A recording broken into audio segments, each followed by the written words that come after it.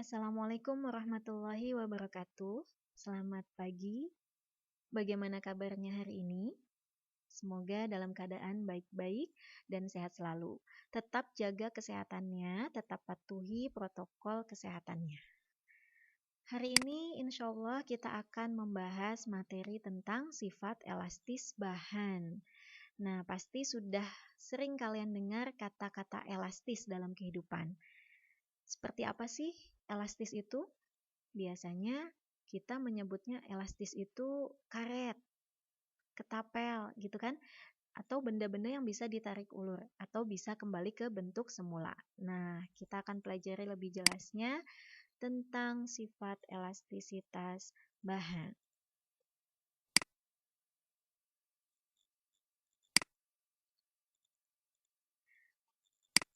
Untuk materi elastisitas bahan dibagi beberapa topik. Kita akan mengenal dulu tentang sifat elastis bahan itu seperti apa, dipengaruhi oleh faktor tegangan, regangan, dan menjadi modulus Young. Kemudian dari modulus Young akan berlaku hukum Hooke, dan di hukum Hooke yang dibahas adalah dalam hal pegas, maka kita akan mengetahui susunan pegas seri, paralel, dan campuran, serta energi pada pegas. Selain itu, diharapkan kita bisa menerapkan sifat elastis dalam kehidupan sehari-hari. Baik, kita mulai dari subbab yang pertama, sifat elastis bahan. Ketika Anda menekan sebuah balon, apa yang akan terjadi? Ya, balon akan berubah bentuk. Bagaimana dengan besi?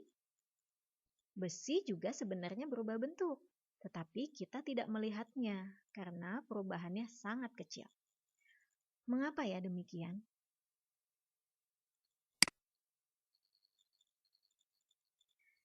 Ketika benda diberi gaya, benda akan berubah, baik bentuknya maupun ukurannya. Kita sebut dengan deformasi atau perubahan bentuk.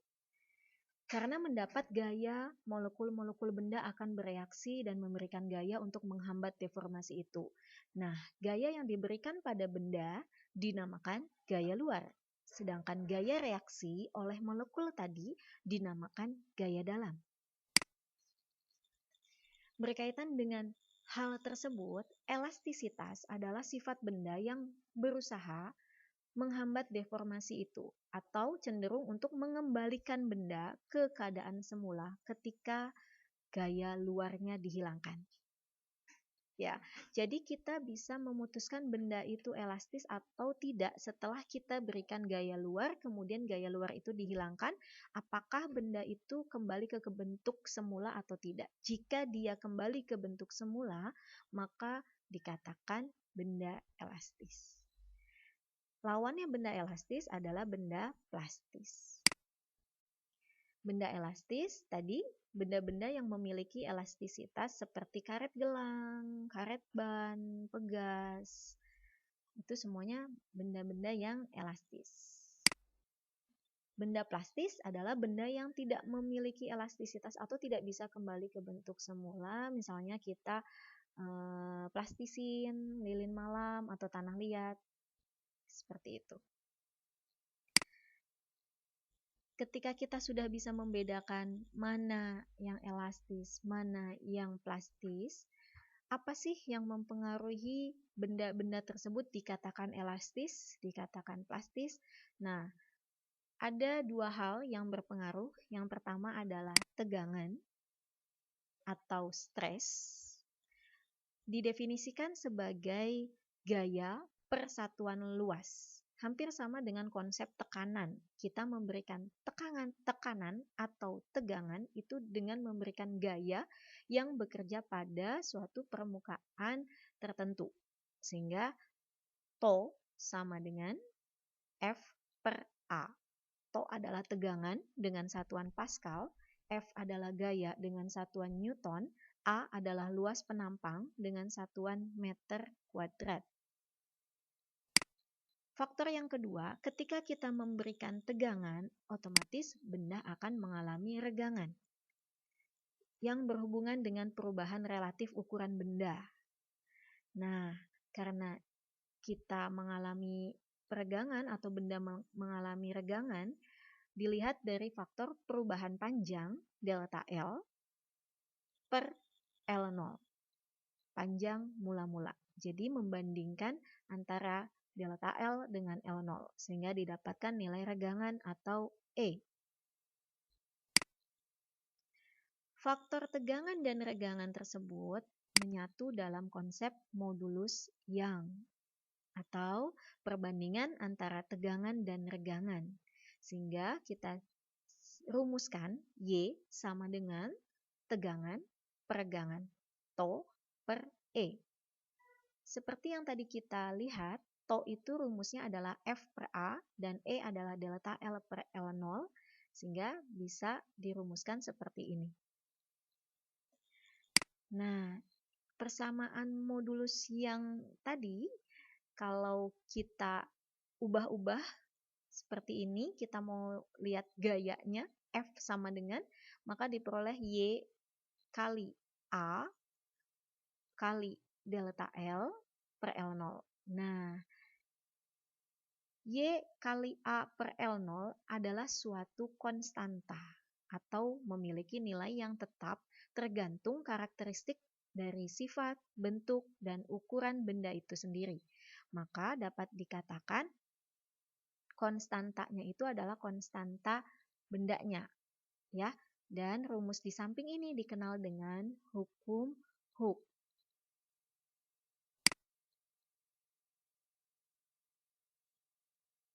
Dari faktor tegangan dan regangan diperoleh suatu grafik yang membagi benda dalam daerah elastis, daerah plastis, hingga mengalami patah. Yang disebut dengan daerah elastis hingga titik O sampai A. Titik A adalah batas linearitas, artinya dari O sampai A berlaku hukum Hooke karena masih mengikuti atau masih kembali ke bentuk semula. Sedangkan dari titik A sampai titik B, benda masih kembali ke bentuk semula tapi tidak linier perubahannya. Nah, hingga suatu saat benda tidak dapat kembali ke bentuk semula, maka dia berada dalam daerah plastis. Ketika gayanya semakin besar dan benda itu putus atau patah, berarti dia telah melewati titik patah.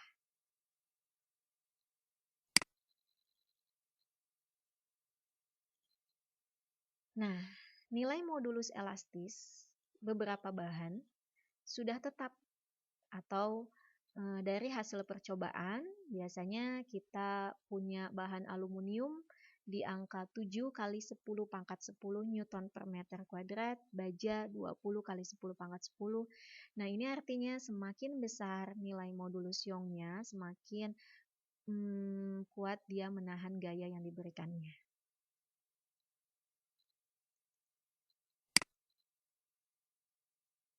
Nah, itu.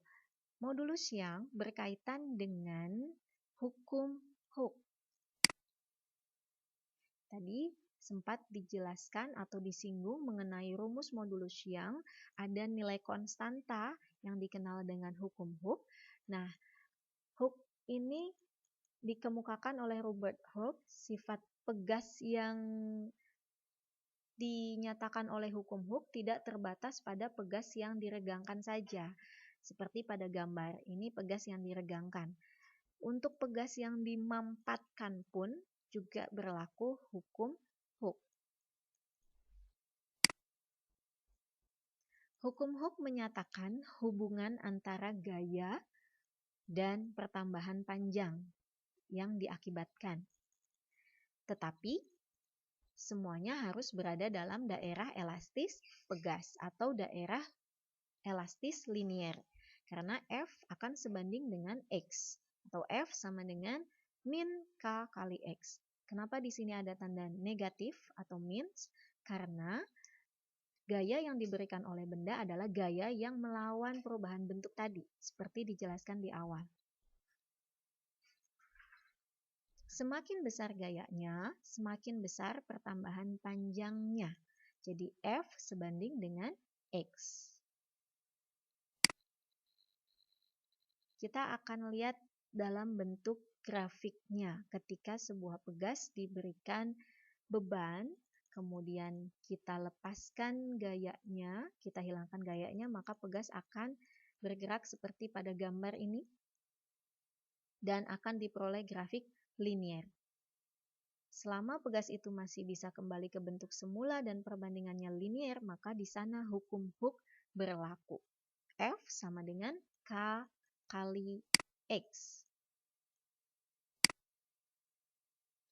Nah, mengenai susunan pegas itu sendiri, bisa secara seri, bisa secara paralel. Karena bentuk pegas juga bermacam-macam. Ya, pegas yang digunakan di spring bed rumah kita, terus di motor sebagai shock breaker, itu beda-beda. Ya. Nah, bagaimana cara merangkai pegas itu? Kita lihat kalau secara seri, pegas 1 dengan pegas 2 dihubungkan langsung seperti ini. Kemudian kita kasih beban, gaya.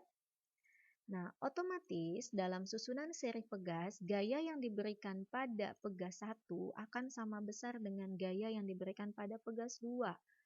Sama dengan gaya berat yang diberikannya. Ya. Tetapi masing-masing pegas akan mengalami pertambahan panjang. Kita sebut X1 dan pegas 2 juga mengalami pertambahan panjang X2 yang bisa jadi berbeda tergantung nilai konstanta pegas yang kita rangkai seri ini. Makanya X1 dengan X2 berbeda, tapi jumlah dari X1 plus X2 dan seterusnya harus sama dengan X total yang dirangkai seri. Sehingga menurut hukum Hooke, X sama dengan F per K, F-nya sama, kita bisa coret semuanya, sehingga didapatkan persamaan 1 per Ks, atau disebut dengan konstanta pegas yang dirangkai seri, sama dengan 1 per K1, ditambah 1 per K2, ditambah 1 per K3, dan seterusnya, tergantung pegas yang disusunnya ada berapa. Ya, itu untuk susunan pegas seri. Bagaimana dengan yang paralel? Paralel disusun pegasnya sejajar seperti ini, baru ketiganya dihubungkan dengan gayanya. Nah, dari susunan pegas paralel ini, yang bertambah panjang X1, X2, dan X3 sama karena ini dihubungkan dengan satu. Ini ya. Jadi X1 sama dengan X2 sama dengan X3. Sedangkan gaya yang diterimanya bisa jadi berbeda-beda. Gaya F1, gaya F2, dan gaya F3 berbeda-beda, tapi ketika dijumlahkan F1 tambah F2 tambah F3 harus sama besar dengan F total yang diberikan atau F paralel. Sehingga berdasarkan hukum Hooke, X sama dengan F per K, di mana atau K sama dengan F per X, di mana X-nya sama, maka K total atau KP, konstanta pegas pengganti paralel, kita bisa langsung merumuskan dengan K1 tambah K2 tambah K3 dan seterusnya, tergantung jumlah pegas yang dirangkai paralel. Seperti itu konsep seri dan paralel. Bagaimana kalau pegasnya dirangkai campuran? Susunan pegas yang dirangkai campuran saya contohkan di sini ada 3 pegas, K1, K2, K3 dirangkai apa ini? Betul, paralel. Kemudian setelah paralel dirangkai dengan pegas 4, K4 secara seri. Ya, kemudian ditarik dengan sebuah beban. Nah, ketika menyelesaikan soal pegas campuran, kita harus menyelesaikan satu persatu rangkaiannya. Kita selesaikan dulu rangkaian yang atas, itu adalah dirangkai paralel, maka kita cari KP-nya dulu. KP adalah dijumlahkan saja, K1 tambah K2 tambah K3, nanti hasilnya misalnya K1 10, K2 10, K3 10, maka 10 tambah 10 tambah 10 hasilnya 30. Itu KP, KP-nya 30. Setelah menjadi gabungan KP, dirangkai seri. Pakai rumus serinya. 1 per KS sama dengan siapa yang diserikan? Hasil dari KP dengan K4. Otomatis 1 per KS sama dengan 1 per KP ditambah 1 per K4. Ya, ini matematis biasa, disamakan penyebutnya, kemudian dihitung. Jadi rumus yang di sini bisa tergantung kondisi soal atau kasusnya. Yang penting kita selesaikan satu persatu rangkaiannya, kita analisis satu persatu rangkaiannya, dan gunakan rumus seri dan paralelnya. Sampai di sini paham? Semoga kalian bisa mengikutinya ya. Dan setiap benda yang pegas, contohnya yang tadi, juga memiliki energi di dalamnya. Nah, karena energinya adalah energi yang terkandung di dalam bendanya, maka disebut dengan energi potensial pegas. Jadi, pada waktu kita menekan pegas, energi yang kita berikan akan disimpan pegas dalam bentuk energi potensial. Nah, atau disingkat dengan EP. EP secara rumusannya adalah setengah K kali X kuadrat. K-nya itu adalah konstanta pegas, X-nya adalah simpangan yang diberikan. Hati-hati, X-nya kuadrat. Jika soalnya dalam bentuk grafik, F terhadap X, pengaruh gaya terhadap pertambahan panjangnya, maka kita bisa mencari EP dengan menggunakan luas grafik yang diarsir. Ya, jadi kalau bentuknya segitiga, berarti luas segitiga adalah setengah kali alas kali tinggi, dan ini sama ya.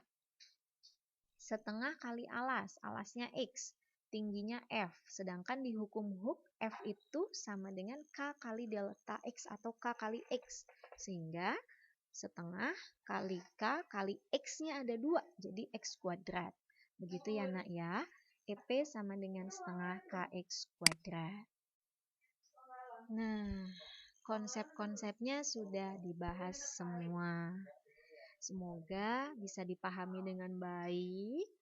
Dan ini apa sih penerapannya dalam kehidupan sehari-hari?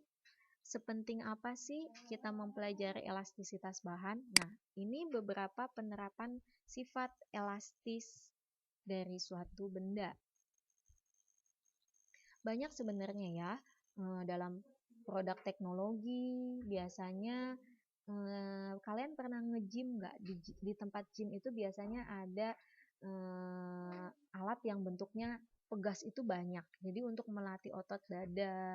Terus kalau di rumah kalian punya kasur pegas atau spring bed, nah itu di dalamnya ada pegasnya. Kalau di dunia lab atau di sekolah biasanya kita punya neraca pegas untuk mengukur berapa gaya beratnya ya. Atau kalau kita punya kendaraan bermotor, kita punya shock breaker. Nah, kita cek satu-satu pemanfaatannya. Neraca pegas, seperti ini nak gambar neraca pegas. Ini biasanya ada di lab-lab ya, atau di mekanikal kayak tukang bangunan itu ditimbang kayak gitu.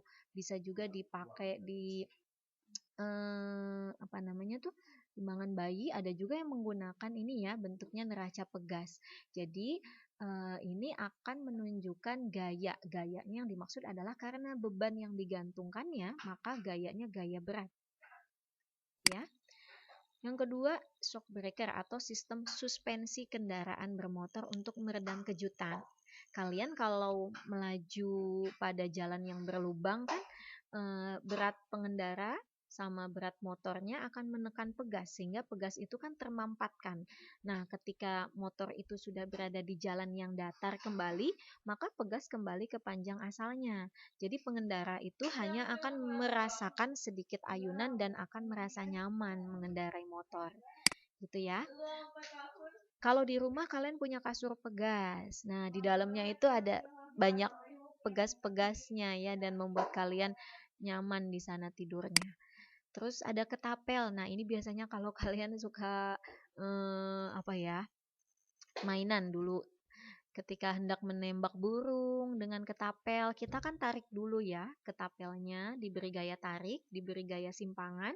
Lalu karena sifat elastisitas dari karet ketapel itu sendiri, sehingga batunya itu akan dilemparkan gitu kan, mengakibatkan gaya yang ditimbulkan oleh elastisitas karet. Seperti itu. Masih banyak lagi sebenarnya penerapan dari sifat elastisitas bahan. Alhamdulillah materinya sudah semua disampaikan. Jika ada yang ditanyakan, boleh kalian via diskusi di bawah, chat di bawah, kolom komentar, dan lain sebagainya. Untuk menambah pemahamannya, coba kita latihan berhitung hukum-huknya menggunakan simulasi. Simulasi hukum-huk dan susunan pegas. Kita latihan dulu ya secara simulasi menggunakan laboratorium virtual. Ini sebenarnya bisa kalian akses juga di internet, PET namanya ya.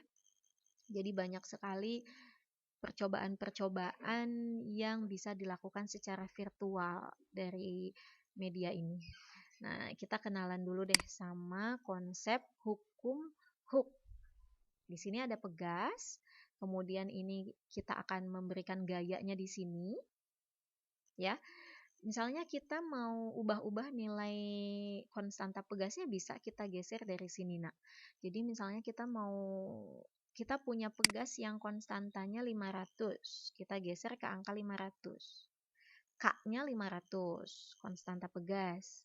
Kemudian kita kasih gaya. Kita kasih gayanya, misalnya kita tarik dengan gaya 100 Newton. K-nya 500, gayanya 100.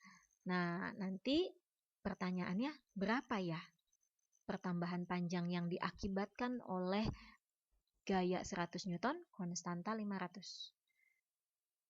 Coba dihitung dulu. Pakai hukum huk. Hukum huknya itu kan F sama dengan K kali X. Karena di sini ditanyanya adalah X, berarti X sama dengan F per K. F-nya 100. K-nya 500. Berarti 100 per 500, nolnya dibantai dua-duanya. 1 per 5. 1 per 5 berarti 0,2. Coba kita cek, betul nggak jawabannya 0,2? Ini arah gayanya, ini arah gaya pegasnya. Nah, di sini pertambahan panjang yang diakibatkan, titik seimbangnya di situ. Kita cek nilainya, apakah tadi jawabannya berapa? Ya, 0,2. Nah, 0,2 meter. Jadi kalian di sini di simulasi kalian bisa nyoba-nyoba nih, kalau dimasukkan angka 700. Dimasukkan angka 700 jadi berapa? Ininya 0,143. Kita gayanya kurangin. Semakin kecil gayanya, maka pertambahan panjangnya semakin kecil juga kan? Semakin besar gayanya, semakin besar juga pertambahan panjangnya. Makanya F dengan X sebanding. Gitu kan? Kalau dengan K bagaimana? Semakin kecil K-nya, justru semakin besar pertambahan panjangnya. Semakin besar K-nya, sampai 1000 nih, semakin kecil pertambahan panjangnya. Jadi K dengan pertambahan panjang berbanding terbalik. Paham ya, Nak ya? Kalau kalian mau mencoba bagaimana kalau pegas yang lain, bisa sendiri di otak-atik di sana, dibandingkan. Ya. Kita coba simulasi yang lain kalau pegasnya sudah disusun. Ini susunannya namanya apa nih kalau digambar? Iya, betul. Ini namanya susunan paralel. Paralel K1 yang biru, yang kuningnya K2 kita sebutnya gitu ya. Misalnya kita mau ngasih K1-nya 200, K2-nya 200. Kalau paralel diapain tadi konstanta totalnya Kp-nya? Betul, ditambahkan. Jadi K1 tambah K2, 200 tambah 200 jadi 400 ya Kp-nya ya. Nah, sekarang kita coba kasih gaya 100. Berarti berapa ya pertambahan panjangnya? X sama dengan F per K. F-nya 100, Kp-nya, K totalnya tadi 400 kan? 100 per 400, jadi seperempat atau 0,25. Kita coba, betul nggak ya hasilnya? Nah, 0,25. Coba kita ubah-ubah nih ya. Ketika pegasnya semakin besar nilainya, sampai 600 nih. Terus yang satunya juga 600 nih. Maka pertambahan panjangnya semakin gimana? Tadi berapa kalau yang 0 ini yang 400 ya? Nah, 0,25 kan? Tapi kalau semakin besar konstantanya malah jadi semakin kecil pertambahan panjangnya. Masih berlaku kan? Berarti hukum Hooke yang tadi K dengan X berbanding terbalik. Ya, biasanya pegas yang dirangkai paralel ini banyak dimanfaatkan di gym ya untuk melatih otot dada. Kalau untuk pemula biasanya satu pegas aja. Nanti kalau mau nambah kemampuannya tambah 2 pegas, 3 pegas, 4 pegas dan seterusnya itu dirangkainya secara paralel. Ya, begitu. Bagaimana dengan yang seri? Ini ada K1, K2-nya seri. Kalau seri misalnya ini 400, satunya 200, kita hitung dulu ya, nanti pakai yang 1 per KS sama dengan 1 per K1, 1 per 400, ditambah 1 per K2, 1 per 200, disamain penyebutnya, ya. Nah, itu harus dihitung, terus kita kasih gaya misalnya 100, nanti hasilnya berapa? Segini. Ya, coba nanti kalian buktikan, benar nggak hasilnya segitu. Oke? Ya, bisa dicoba sendiri ya. Nah, ini tadi energi potensial. Energi potensial rumusnya mirip kayak hukum Hooke. Tapi, awas, X-nya kuadrat. Ya, X-nya kuadrat. X-nya kuadrat, jadi misalkan kita kasih K-nya 100, terus ini kasih perpindahan simpangannya sejauh 1, berapa berapa energi potensialnya, maka EP sama dengan setengah kali K kali X kuadrat. Setengah kali K-nya 100, X-nya 1 dikuadratin, berarti 1, berarti setengah kali 150. Coba ya kita cek.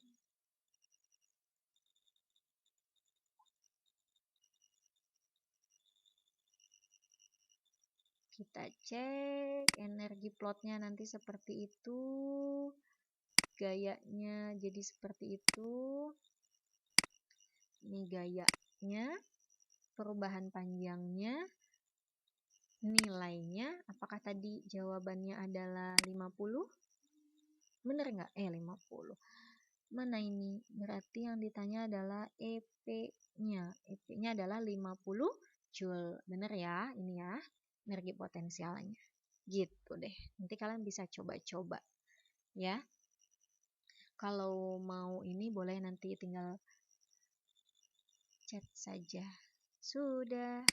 Semoga simulasi ini bisa menambah pemahaman kalian tentang hukum Hooke dan susunan pegasnya. Dan untuk menambah pemahaman kalian, fisika tanpa berlatih soal itu percuma ya kalau kalian hafal konsepnya aja tapi tangan kalian nggak berlatih untuk mengerjakan soal-soalnya, nanti lupa. Jadi untuk bahan evaluasi kalian, di sini sudah disediakan kuis 1, 2, 3. Nanti kalian kerjakan soal-soalnya ya di buku tulis, kalian coba latihan, bener nggak jawabannya segini? Kalau susah boleh ditanyakan, kita Kita cek ya kuis pertama. Nomor 1.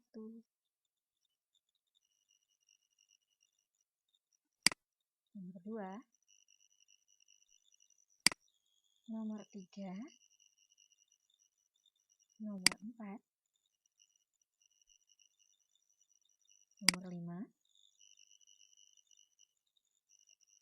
Nomor 6. Nomor 7. Nomor 8. Nomor 9. Nomor 10.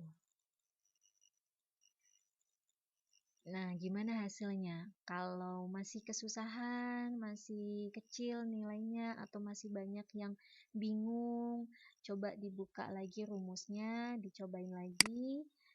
Kita tambahkan lagi tingkat soalnya di kuis 2. Kalian coba lagi. Soal nomor 1, 2, 3,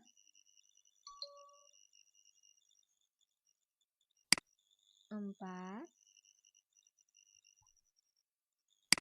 5, 6, 7, 8, 9, 10. Nah, udah 2 kuis nih yang kalian kerjakan. Gimana? Masih penasaran? Masih ingin berlatih soal-soalnya lagi? Masih ada kuis 3. Silahkan dikerjakan. Nomor 1, nomor 2, 3, 4, 5, 6, 7, 8, 9, 10. Nah, kalau sudah semua dicobain kuis 1, kuis 2, kuis 3 dengan segala proses perbaikannya, insya Allah nanti ingat terus konsep hukum hook, konsep elastisitas, dan semoga bisa diterapkan dalam kehidupan sehari-hari kalian. Amin. Jika ada kesulitan atau ada pertanyaan, silahkan boleh menghubungi atau diskusi lewat kolom komentar, chat maupun DM langsung ke kontak di sini. Terima kasih, sehat selalu, selamat belajar, tetap semangat belajar, tetap semangat sekolah, apapun kondisinya. Assalamualaikum warahmatullahi wabarakatuh.